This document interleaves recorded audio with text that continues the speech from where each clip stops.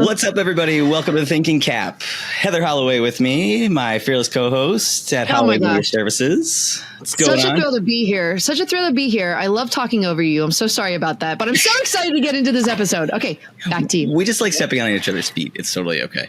Yeah. I recently listened back to like 6 different episodes and found things that really annoy myself about myself, and none of which is our banter. So for what it's good. Oh, thank goodness. Wonderful. Highlight of the show. Right, I know. Just saying. So, everybody, thanks for joining us. We're here today with 2 of my fearless leadership companions on the CAAP team. We're here to talk about managing up. I guess I should introduce myself, Beck Moore, CEO of Community Action Association of Pennsylvania. I think everybody knows my voice at this point, but in case you don't. So with us today is Erika Carpin and Georgia Del Freo. I'm going to let them kind of introduce themselves and talk a little bit about what they do, but we're really here specifically to talk about managing up. I know that, Heather, you and I have talked a lot about kind of the culture of CAAP, about workplace culture in general, leadership journey. I feel like this episode is a little bit of, peek behind the curtain. Yeah, right. And, we talked about leadership. We've talked to frontline workers. Now let's get in the center of the Oreo, if you will, right? What's happening in the middle? Right. Well, and as I was prepping, I think what I said to the team was, be really honest and this is the gut check. Is what I'm saying actually true about what happens at CAAP? And so, again, I'm just going to remind Erika and Georgia, just be real. I can absolutely accept when I am not great, which I know I have examples of and am willing to share completely. So, Georgia, if you want to start by just giving us kind of an intro about yourself and a little bit of context about what you do here at CAAP. Yeah, sure. Thanks for having me today. So Georgia Del Freo, Chief Strategy Officer here at CAAP. I'm so excited to be part of the team. Been here for about 2 years now.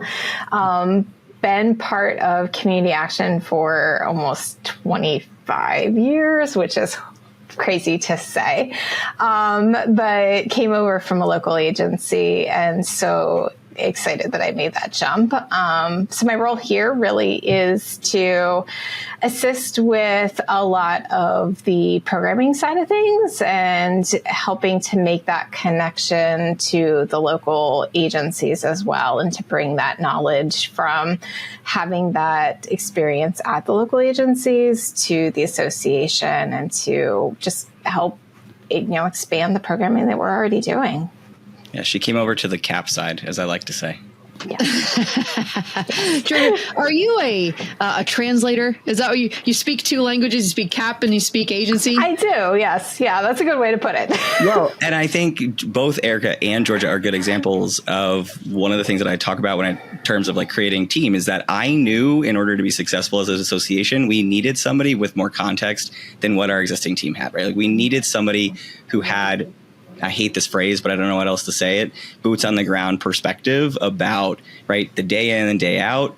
Because if we were going to work on some of the projects that we're working on, we needed somebody with, that kind of context. So no one is more thankful than I am than Georgia came over to come and work for the association. From the moment that we first chatted, I was like, I don't know what the role is going to be, and Georgia, I don't think I said this out loud, but eventually I did. I was like, I don't know if you know this, but you're going to come work over here one day. Fingers crossed. Yeah. I don't know. I think my husband might be right up there with you. I'm excited that I'm working here now. So just saying. And Erika, what about you? Yep. So I'm Erika Carpin, Director of Operations. I've been here since 2022, so about 3 years. At CAAP, I work on a wide array of things. I oversee our TTA, so I help with operations and logistics of our cohort calls, webinars, conferences, summit. I also implemented our CRM and manage the marketing team along with Heather. So I do a little bit of everything, and I'm really excited to be here. It's funny to be on this side of the podcast. I'm normally scheduling and working with picking guests for the podcast. So it's exciting to be on this side. Well, thank you both for being vulnerable to be here. What's it feel like to be on the hot seat, Erika? It's exciting. We're gonna do it. She says through her teeth. She's extremely excited. Yeah. Well, and I'm going to say this about Erika as well. I think, again, I'm a firm believer in like, once you find your people, you bring them along with you, or you help to find them other opportunities. And again, right, we knew we needed somebody internally to help manage just operations pieces. And I had the great fortune of working with Erika in another organization. I'm so thankful that, similar to Georgia, that she decided to take the leap of faith and come over and work with CAAP. So Me too. Thank you. Part of the secret sauce of our team, these two, for sure. Oh, wow. So with that, let's jump into the thick of things. Heather, you want to kick us off here? You want me to kick us off? What do you want to do? Yeah, I mean, let me tee you up, since, this is all about managing up. And I have to be honest, I wasn't sure what managing up meant. This is the first time I'm hearing of managing up. So by definition, we have here, managing up means building a strong, effective relationship with your boss by understanding their goals, communicating well, and helping them, and let's be honest, yourself, succeed. So that's textbook definition of managing up. But from your unique perspectives, Erika and Georgia, what does it mean to you to manage up? Yeah. Erika, do you want to go first? Sure. Yep. I can go first. So for me, when I say manage up, and I think Beck, I don't know, maybe you coined this term, but I don't think so. This is not like, I know it exists out there somewhere in business lingo. So at some point I heard you're the first one I heard it from. We'll say that. And so for me, managing up is really around having that positive relationship with your manager and understanding each other's goals and priorities. And then also kind of keeping them in check so they know what you're working on, and so that you can align together and be on the same kind of path together. And then in order for you all to be successful, right? So really understanding needs and priorities of each other, the manager and the staff, and then keeping in line and keeping updated on each other's progress. Georgia, you have to have heard this before, I feel like. I have, and I feel like I've been managing up my entire career in some way or another. Yeah. So I think just kind of building on top of what Erika said, I think the other thing that I would add is really just helping leadership, whether they're your direct leadership or even further above you, moving forward and recognizing that they need to do the pieces that might not be the pieces that come most natural to them. So if you have a really strategic leader, sometimes that means helping them to focus on like the nitty gritty details that they need to pay attention to. Or if you have somebody who likes to be in the weeds, trying to help them to step back and say like, time out, we need to think about like the big picture vision here. And just making sure that all the pieces fit together and that they're seeing those areas gently where they're missing, the organization is missing, and making sure that it all ends up happening. Yeah, absolutely. So I appreciate both of those descriptions. I think part of what we spend a lot of time here at CAAP as a management team talking about is strengths. And so for me, right, I know that one of my top strengths are strategy and ideation. And I will be the first to admit that I like big ideas, right? I'm going to conquer the world one day and take over all the things. And I can appreciate that for me, right, that can be very frustrating to the people who are, like Erika, for you, right, your job is to really create the structure in which those ideas exist. And so I think we'll just say out loud that for me, within the idea of managing up, it's all the things that you've just said. It's the textbook. And then it's also, right, like, I think helping an organization execute on the big ideas, at least for us, and also call me out when it's like, you know what, now's not the time for the big idea. So it's, a piece of what you both just said there, but just want to recognize that I know that that's where I can be a little frustrating as a CEO, as a supervisor. And I know that I've gotten that feedback in the past from other teams that I've managed as well. So I'm just going to recognize that out loud.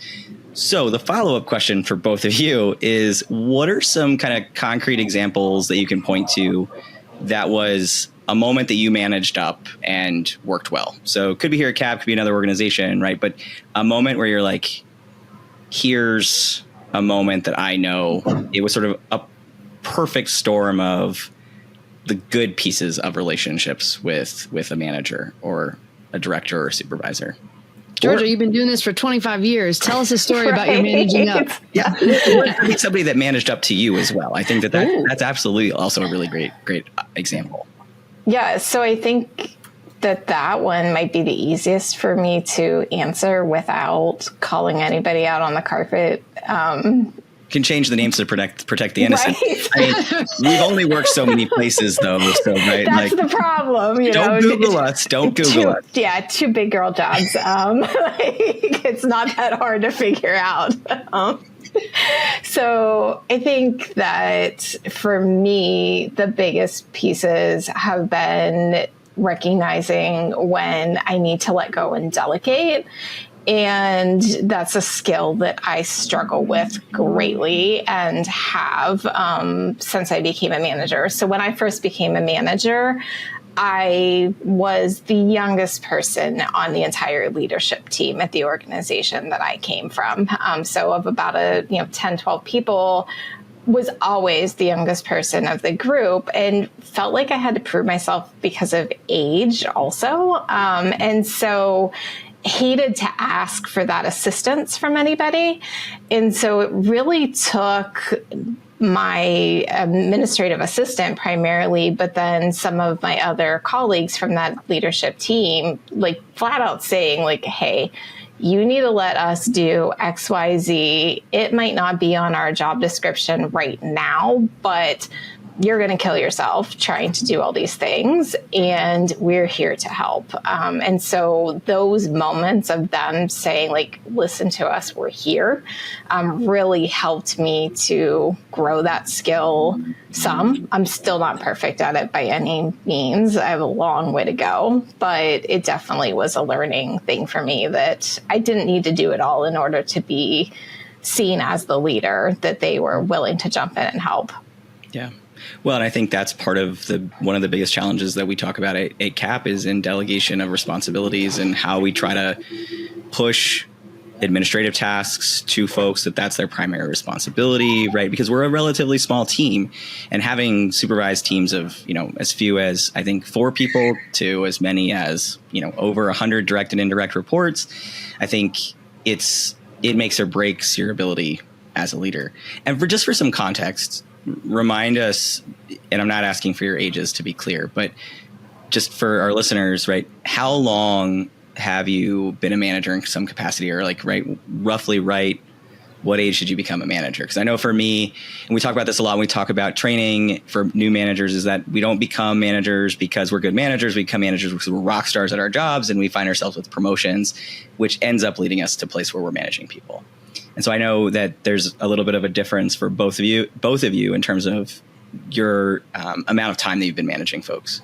Yes. So for me, it's been probably about 13, 14 years now. I was in my early to mid 30s, but I went from managing nobody to being in a situation where 90% of the organization was either directly or indirectly reporting to me. So that was a huge shift. Yeah. And something that we talked about when you came here, right? About getting some time and space from not managing people, because it takes a toll on you, man, regardless of how great your team is. Yes. It's just, you give a lot of yourself in a leadership role, particularly when you care, which I know that you do. Yeah, definitely. So Erika, some context for everybody that's listening in terms of the time that you've been a manager.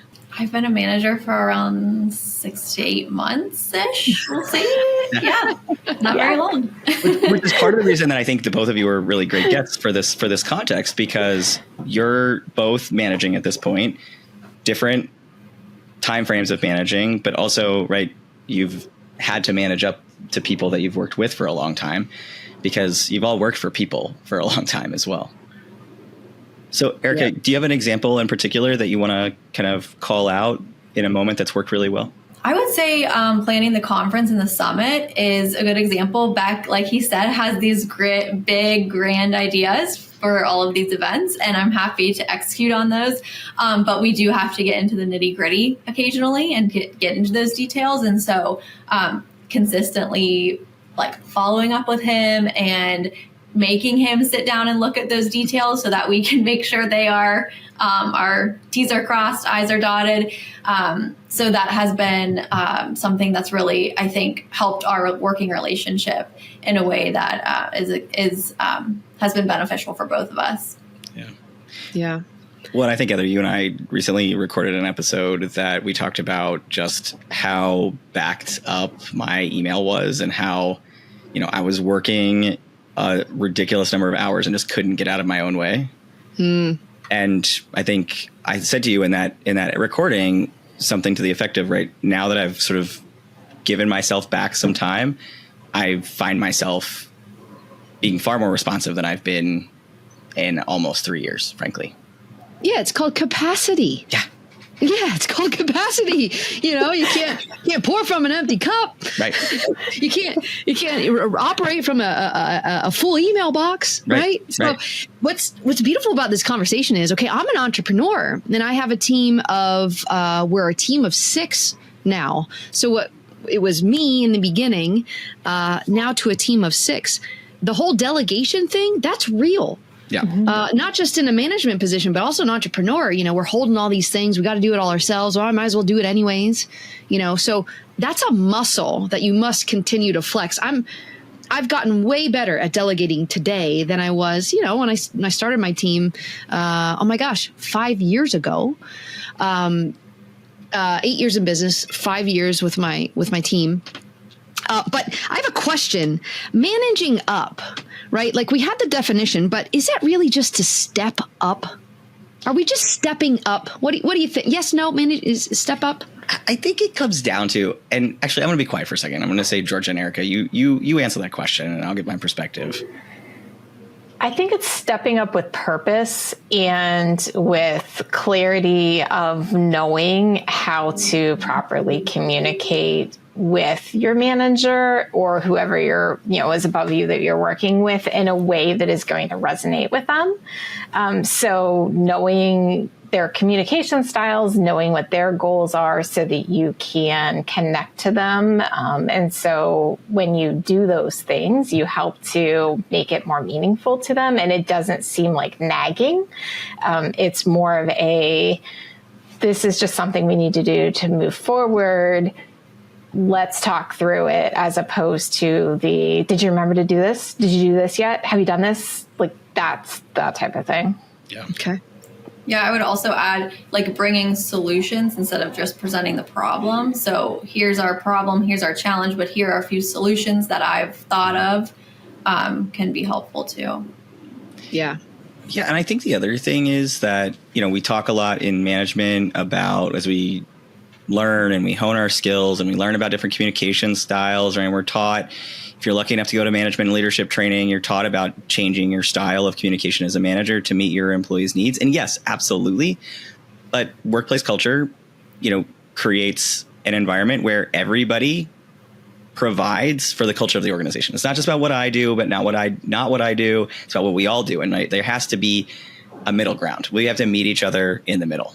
And to me, it's creating a relationship with your team that, like, right, if I'm being a jerk, Erika or Georgia or whoever can be like, Beck, you're being a jerk, stop it. It's helping an idea. It's being a good thought partner on an idea to be like, hey, have you thought about it this way? This is a really great idea, but have you thought about maybe adding this? Or what if we do this instead? Right? It's everybody helping an organization to be successful because we all have a role to play. And I think the other thing here is that, and I'm curious on your all's perspective about whether or not we really truly feel this way. We have very clear workplace culture behavior standards within CAAP. And so one of those is saying that it's okay to say, I don't have capacity to do this. And that is okay to say out loud, which, I think, I don't know that I've ever worked anywhere that I was allowed to say that and actually it was respected. Right. But that's one of the standards. And I think within the context of the managing up, concept and behaviors, it's really, really important, because I know that I've said I don't have capacity, and I know that that's respected. And I know that for the both of you, at least I feel like that's also been respected from my side. So I'm curious about if you feel like do you feel like the full team really understands that? And it's okay to say no. I'm just curious. Like, it's just coming to my mind as we're kind of talking. I think so. Personally, I mean, unless my head's in the sand too, but for me, I feel like that's the case. I mean, especially with just the way we've been able to build rapport with one another over time. It's not just I don't have capacity for that work right now. It's also I don't have mental capacity right now, or give me 15 minutes or give me until tomorrow morning just to wrap my head around it. And by your being vulnerable with that at times, and the rest of us having those opportunities to say, like, look, this is happening right now. I just need some space. It's showing other members of the team that, you know what, if they can do it, I can do it too. And nothing's happening to them, so nothing's going to happen to me. Yeah. Yeah, I think the team understands that. I would also add, workplace culture stems from leadership, right? Leadership team. And I think if we have a very open, honest, in my opinion, workplace. And so I think that allows... To a fault sometimes. Yeah. We might be a little TMI. Crying over happiness. Right. And joyful for being on the CAAP team. But I think like that stems from leadership. And I think if people don't feel that way, then they are less likely to manage up, right? Because they don't feel like they can express their challenges or express feedback, give feedback to their manager, because they might not be heard. And so I think that the sense of culture that we have at CAAP also really empowers people to manage up. Yeah. Yeah. And for any information on how Beck leads, check out our last podcast episode. Or check me out on LinkedIn. Shameless promotion here. Absolutely, check them out on LinkedIn. Hey, one more follow-up question to this. Do you have to be a manager to manage up? No. No. No. Can be anyone. Anyone in the team can manage up. Yes. And I think there are leaders who are willing to listen, and there are leaders who are not willing to listen. And I think part of managing up is being able to, so previously as a COO, I think thinking about this in context of multiple experiences where I was a COO, it's being able to see the day-to-day ahead of your CEO, right? And saying, oh, here are some big potholes that are coming, and I know this person doesn't see them, and I need to point them out. And if they don't listen, how do I prepare to support that leader when we hit the speed bump, and hope that it doesn't happen, right? And so I think part of this is, again, it goes back to, I need to help this team be as successful as I can, and this manager be as successful as I can. And naturally, I would hope that any leader is trying to create a team that skill sets match, line up in a way that benefit the entire team, right? Like, Georgia is skilled in places where I am not. Erika is skilled in places I am not. Collectively, we form one brain. There's a reason why I've been really thoughtful in looking at skill sets of a team. And naturally, right, I know Georgia's going to see things coming that I'm not. And so I need her to do that. But not every leader is going to be willing to hear it. And so sometimes you've got to do it in a way where, like, I've been in experiences where I have to manage my supervisor, literally, right? Like, okay, we need to talk about these things. I'm going to force you to sit down and listen to this and understand these things. And hopefully, right, I'm going to say it so many times it's going to stick in your brain. So sometimes that's just the brass tacks of it. And that can also, and I think this leads to the next question, sometimes that can get you into trouble, right? Like, I know that I've pushed on leaders' egos before. So I'm curious for the both of you, has there ever been a moment where you feel like you've stumbled in managing up? You've been like, ooh, I've gotten a little too close to this. And again, I know that, right, like we've only had so many experiences, and I, change the names to protect the innocent. So if you don't want to answer the question, that's okay. But like, is there been a moment where you've been like, yeah, I stepped in it? And Heather, I'm curious for you too, because I'm thinking. Yeah. I mean, I think there's definitely been moments where leadership has been hesitant to accept what's being said. And then it's maybe not taken very well, but still left knowing like I did the right thing. And whether or not they accepted what I had said, at least I said it. And in that case, instead of a managing up, it might have been a CYA. So that when it came back and bit us in the butt, at least nobody could say, well, you didn't tell me. But yeah, that's probably, I think, the biggest thing of that one. Yeah. CYA, by the way, that's cover your booty. Yeah, exactly. I'm trying to think of an example for me, but no, go ahead, Erika. Yeah, go ahead. I was just going to say early on, I feel like I didn't always recognize the importance of like me communicating up to my manager. I always thought it had to come from the top down. And so it took me a little bit of time to understand that I can bring feedback and comments and my input to meetings and to my manager. So that's kind of where I've stumbled managing up in kind of a different capacity. But it was a learning curve for me to understand that I also had a voice, right? And people wanted to hear it. And I could bring my thoughts to the discussion as well. Yeah. Also, interesting fun fact about Erika. She also used to work for my wife, interestingly enough, who was her supervisor. Sure for like weird full circle moments. Shout out to Ashley. Keep it in the family. It's true. So I got a thought on this because when I was a first manager, I was also in my early to mid 30s. I think it was like, I don't know, 33 or so, 34.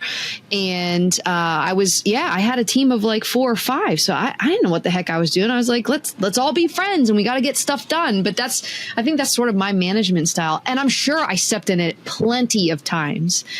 I will say this though.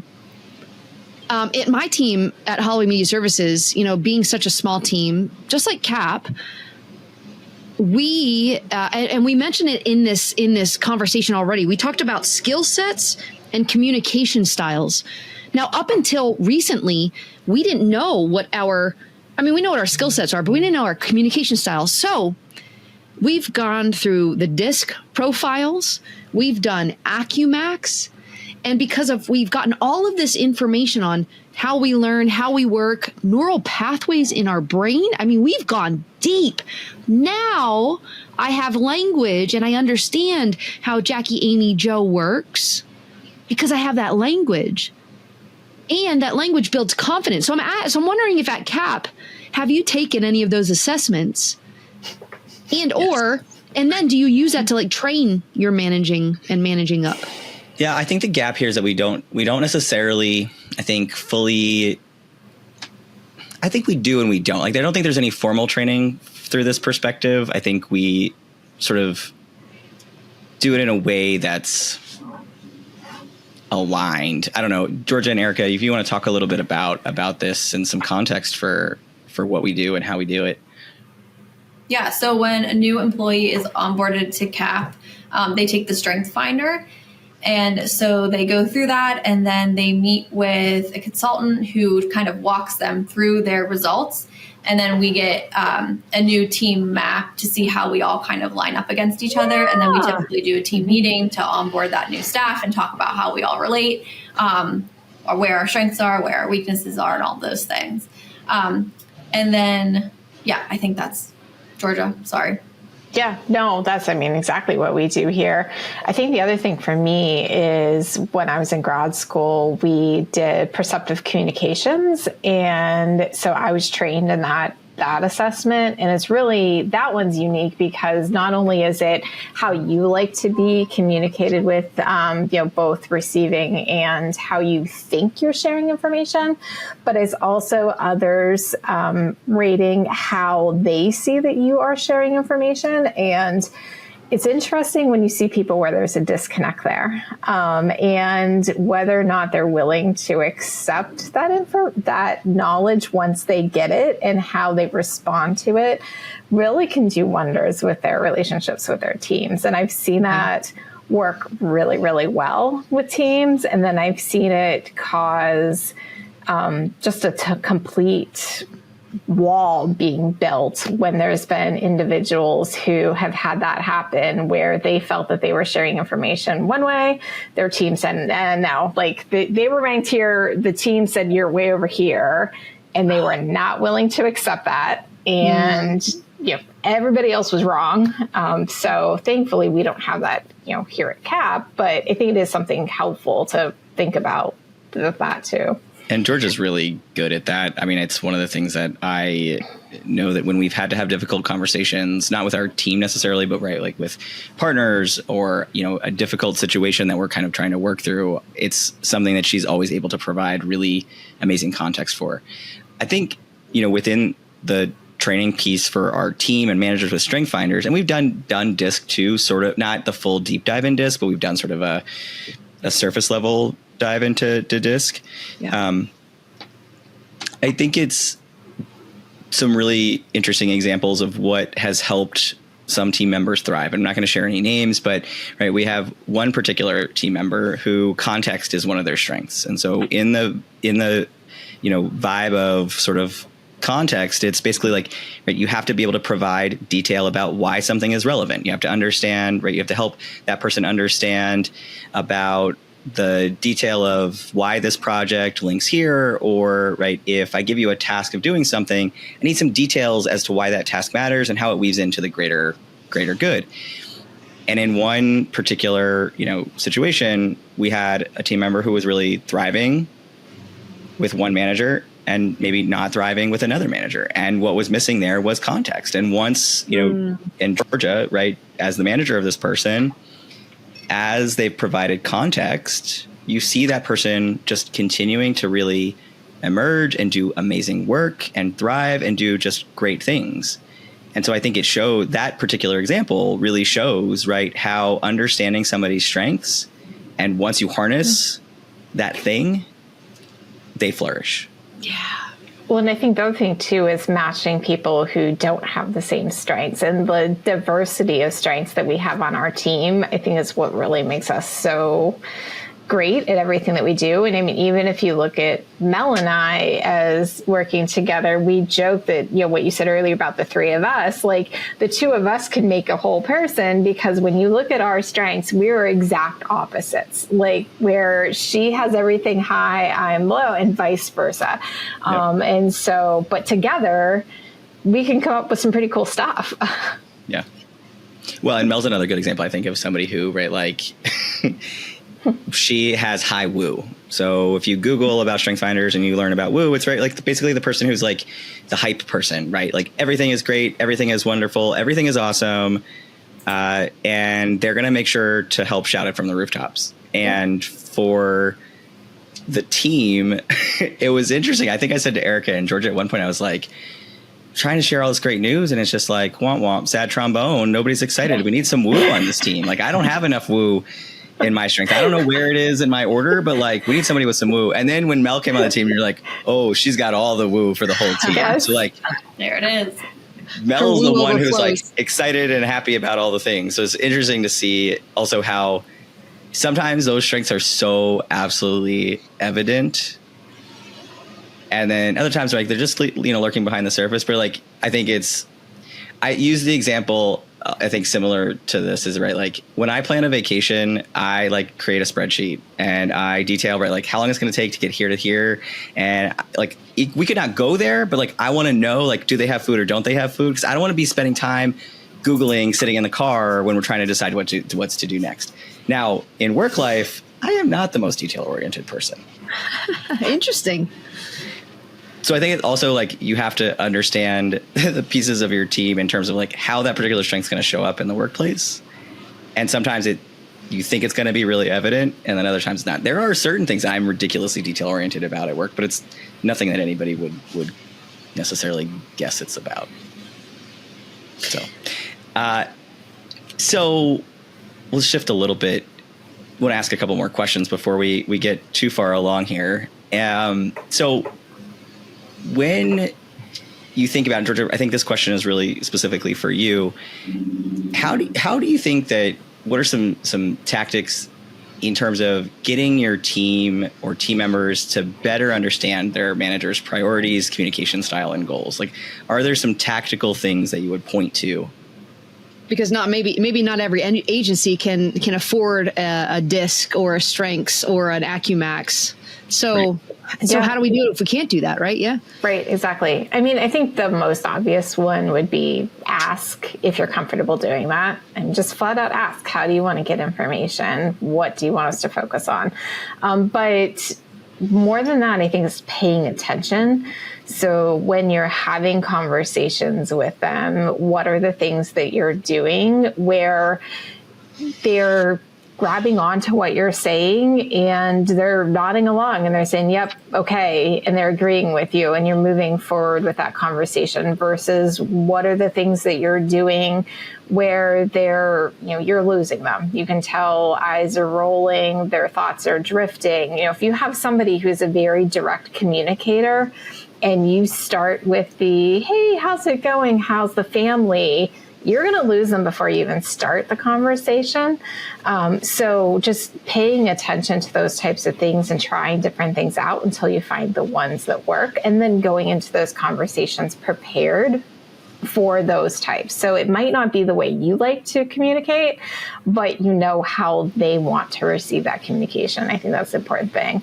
And then as far as goals and strategies and everything that they might be focused on, pay attention to where they spend their time.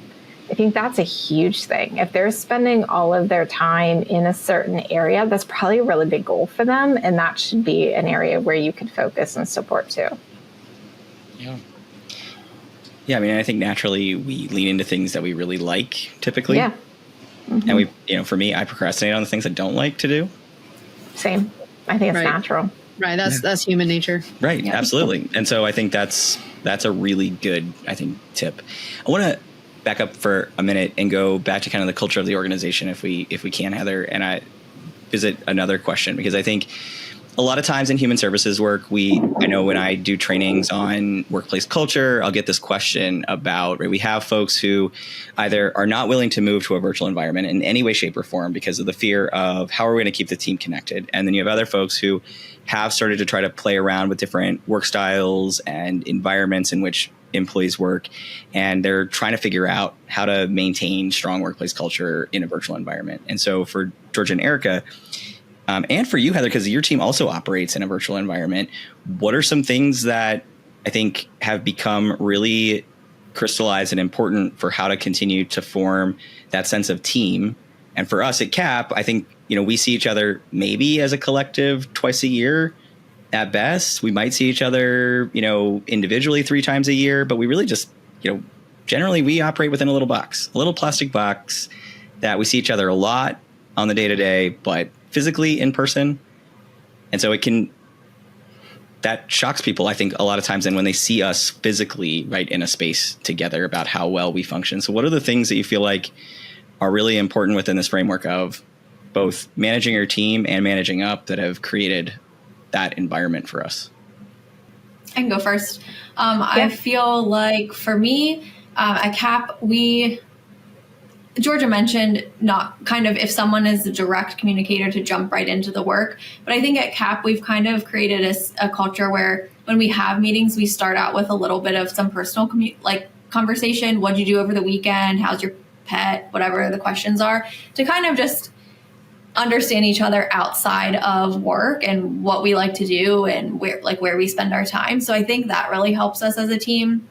And then we also, Mel and her Woo has started our team meetings, and she asks questions. So we go around the team for the team meeting and we answer her questions. So they can be anything from, I think it was like, what's your favorite travel spot?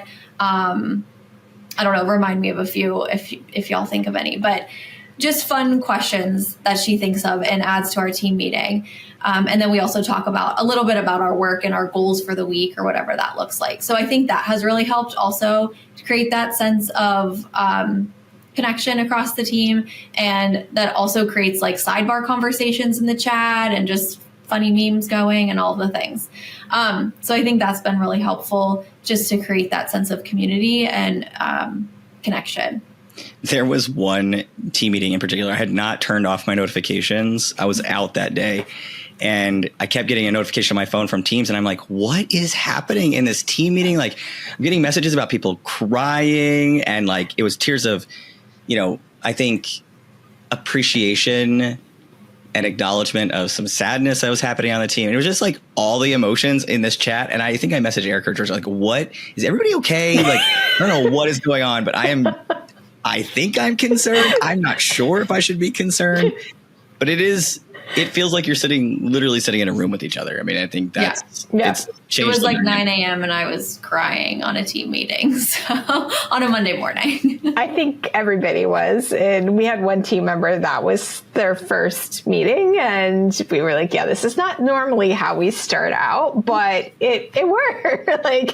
And it was mostly appreciation. It also was a little bit of just feeling what everybody had been going through recently too. Mm-hmm. So same. I mean, I was off a couple weeks ago on vacation, same thing, hadn't turned my things off. And it was hilarious. I'm sitting on my couch and I'm watching these things come in. And I think I actually messaged back, the only thing more entertaining than being in the meeting is sitting here trying to guess what's going on around the chat that's happening because it was great. So I think the other thing too is the walking challenge that we're doing right now. I mean, the competition that has come out of this walking challenge just in week one, I can't even imagine what's going to happen for the rest of the summer. I mean, I knew that people would be excited about it, but the competitive nature of this team. Oh yeah, I mean, it shouldn't surprise me because we're all high achievers. But seriously, Heather,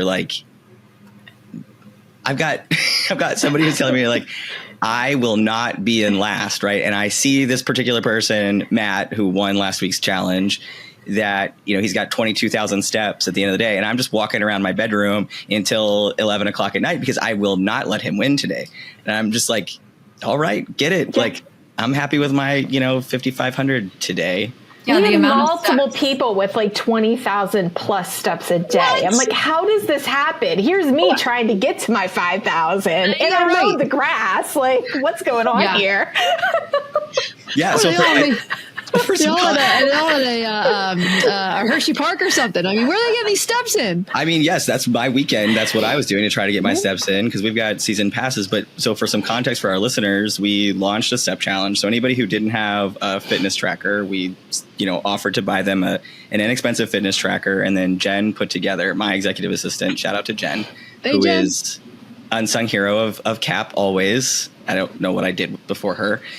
But she put together some framework around it and some prizes. And so there's weekly prizes, there's monthly prizes, and we have kind of goals every week and then the 3-month goal. But collectively last week, what was it, 192,000 steps that the team did? I think Mel figured out we could have walked across Pennsylvania. Yeah.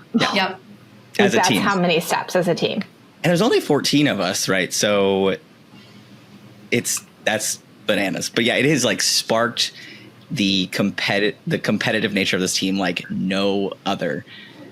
But I love that everybody's leaned into it and gotten excited about it and cheering each other on. I got a message from Jen over the weekend. She's like, I woke up and her mother lives with her and she's like, my mom already said I've already walked 2,000 steps. You better get on it. So even her mom is in on it now. It's a thing. That's awesome. That's inspiring. We don't have challenges at Holloway Media Services, and I'm implementing it right now. Yeah, it's happening. We're going to do that. It. But talking about managing up for us, in my listen, I'm a first generation entrepreneur. I don't know what I don't know, and I only had a brief stint of managing for 2 years. So now that I have a team, we weren't even doing one-on-one meetings. I'm sorry, Amy, I'm late to the game. I'm a late bloomer, but we're getting there. But between putting things in like Asana. Even Asana helped Amy and the team manage up to bring ideas or situations or things, problems that need to be solved to me. But now we have weekly one-on-ones with every team member. Of course, we have a weekly team meeting, but I'm more active. And that can be so challenging when we're all virtual. Yeah. But it's really refreshing to hear that you all keep it close as if you're walking down the hallway, Yes. you know, and adding in these fun challenges. I think that brings in, remember, we're human beings, not human doings. Human connection. Yeah. And human connection. But Erika, to really quickly to follow up on that social connection, on my AccuMax, I'm looking at it right now. I'm at what's called a high B, which means I want social connection. So before we get to the nitty gritty, I need to know if you're okay. Mm-hmm. And I need you to ask me if I'm okay. Yeah. Then we can get to business. Yeah. But unless and until that happens, I'm like, I don't have a connection to you yet. So, Right. So starting off every meeting with how we doing for at least 5-10 minutes, you know, has been really great for us. Yeah. So to that end, Erika, can you give us some examples of some of your favorite strategies for keeping your manager kind of informed and managing up to them without overwhelming them? Because I think some of the things that Heather just mentioned, I know that you've implemented here at CAAP. And so if you want to speak to some of those things and other things that you do on a day-to-day basis to manage yours truly. So how to manage Beck. All right, let's do it. Lots of coffee. Yeah, so we have one-on-one meetings, like you kind of mentioned, Heather. We do have one-on-ones, and I feel like those are really beneficial. As much as I can, I try to bring my questions and challenges there and not inundate his inbox because, like you mentioned earlier, it's insane. I know it's better, but it's insane still. So I do try to hold off on mentioning things until those one-on-one meetings, and then we can really get down to the nitty-gritty. I try to be respectful of his time because he is so busy, but really try to get clear on our priorities at those meetings so that we know how to move forward. I also have learned from working with Beck over the past few years how he likes to view things, how he likes things to be displayed. And I feel like I've kind of been able to, I hope you agree, Beck, anticipate your needs. So I try, through conversations we have and meetings and things like that, try to prep whatever it looks like, data or a document, whatever those things are, prep them ahead of time and send them to him ahead of time before he asks, so that it's there when he is ready to look at it. He can look at it. He doesn't have to look at it, but it is there if he wants it. And so those are a few of the strategies I use. We also, like you mentioned, Heather, we implemented Asana recently this year. And so that's another really cool tool to be able to kind of project manage and assign tasks to him. He's finally getting in there and learning Asana. So it's very exciting. And I think that's a great tool to manage tasks and manage Beck.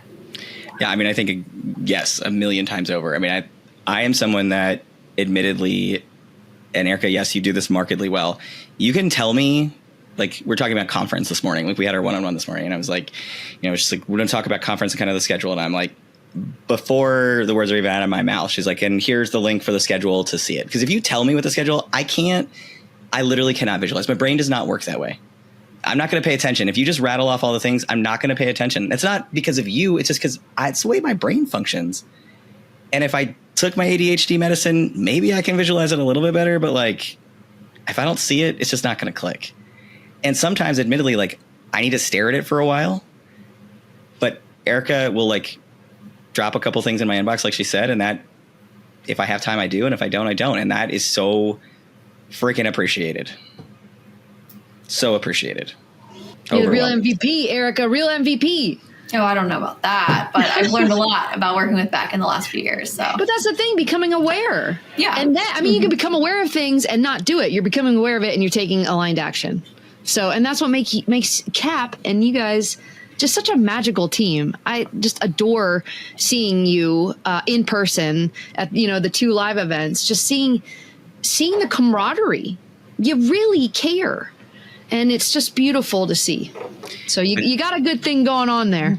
I think I said to Georgia when she first came on board, I was like, hey, I'm about to say something to you. And I know it's probably going to sound like super toxic. And it's not meant super toxic.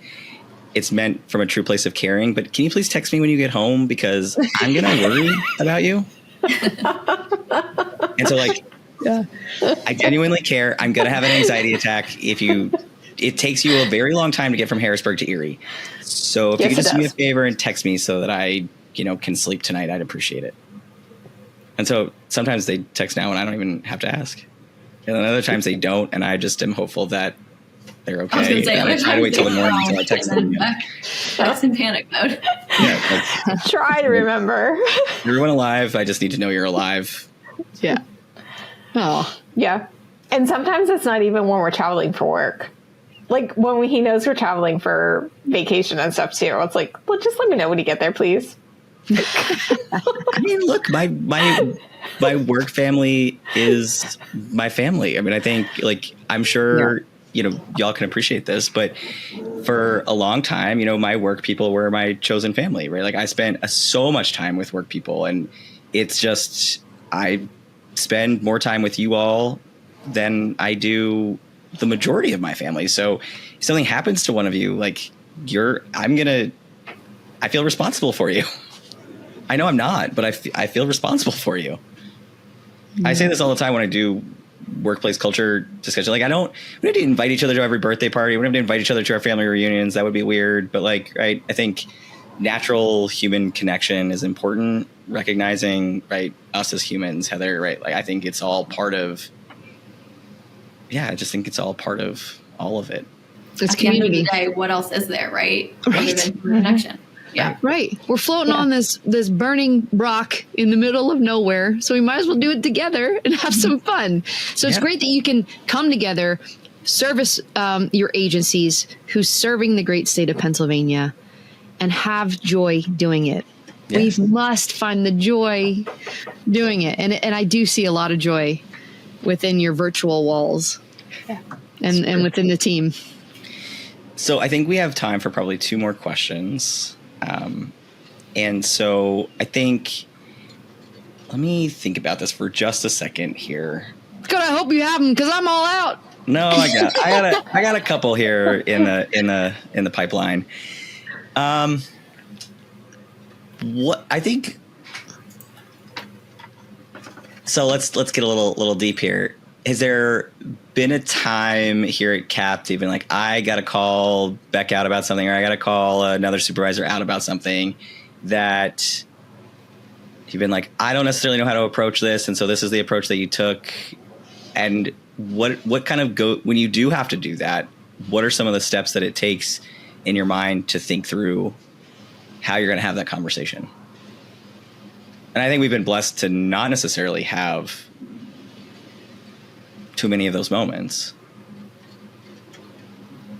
And, I think that also has made it easier when we have had some blips where, something hasn't happened in the way that maybe I thought it was going to happen. And part of that was because I didn't clarify enough, right? And accepted the fact that this was a miss on my part too, right? That we didn't execute on this or didn't get this done. I didn't clarify who was supposed to finish something or get it over the finish line. But anything come to mind about, right, how that has happened for us at any given point? There may not be any examples. I don't know. I'm trying to think of a couple. So I'm not thinking about a specific example, but I'm thinking about steps to take. And to me, the first one is knowing where the person, having a full understanding of the situation and what happened. So you're not just going in with pointing fingers or I thinks. You have a pretty solid, this is what happened. And going back to what Erika said earlier, and these are my proposed solutions on how we're going to fix this or how we already fixed it, which is the even better route to be able to go in and take if you can. But then the other thing is knowing and paying attention when you're having those conversations. And I think we talked about that earlier too, and this goes back to the vulnerability of the team and us being open about, when we're having a rough day or moment, or that there's been a meeting that the person's just going to need a little bit of time and it's not the best moment to drop a bombshell on them, and paying attention to those things too. For me, those are usually what's ended up working out the best in situations in general. Yeah. I appreciate that. Erika, what about you? Anything you want to lift up? I can't think of any examples. I don't know. I mean, I can think of one. I don't know. Like, I don't remember the exact moment or what it was that we were working on, but I distinctly remember a moment where you came to me and you're like, I need to just own this because you don't have time and capacity, clearly. And you said it much kinder than what I'm about to describe, to be clear. Erica wasn't like, all right, get your shit together, Beck. Oh, see, I cussed. That was the first time I ever cussed. Beep. On the pocket. Beep.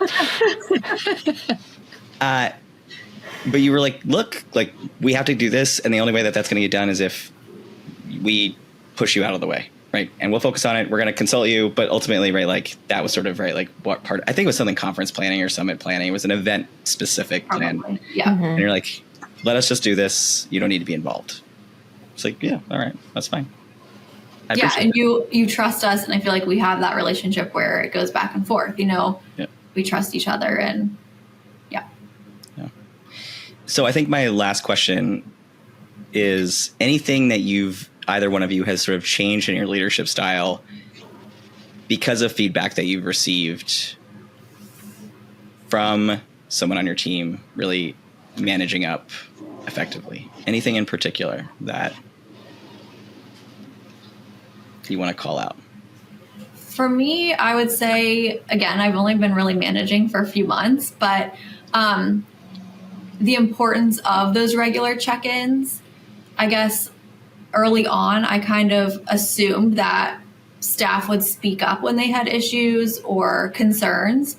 And I really had to learn to check in and proactively ask if they need assistance or how they're doing, what they need from me, what can I do differently, all of those things. And so that's something that I've had to kind of learn and adjust over the last few months, is really just creating that open, honest space for them to be able to manage up. Right. And so, that's something that I've learned. Yeah. I think for me, the delegation piece that I talked about earlier is probably the biggest one. But then I think also just that what we were talking about too earlier about the being human and the open and the space for the how is the family, how are the kids, those types of things. Coming from an environment where that wasn't always the case. It was hit or miss. It depended on the person and, your individual relationship with them. Where here, I feel like we try to make that opportunity for everybody. And it goes a long way. Like you said earlier, we're not inviting people to birthday parties, but we at least, know a little bit about each other's families and the composition, at least, like who has kids, who has pets, etc. Right. Milestones, right? Right. Yeah. We know when people's birthdays are. Right. Right. Yeah. Yes. Yeah. Yeah. Yeah, absolutely. And then I guess, so I lied. I am going to ask one more question. I think part of what you hit on here, Heather, is the one-on-one piece.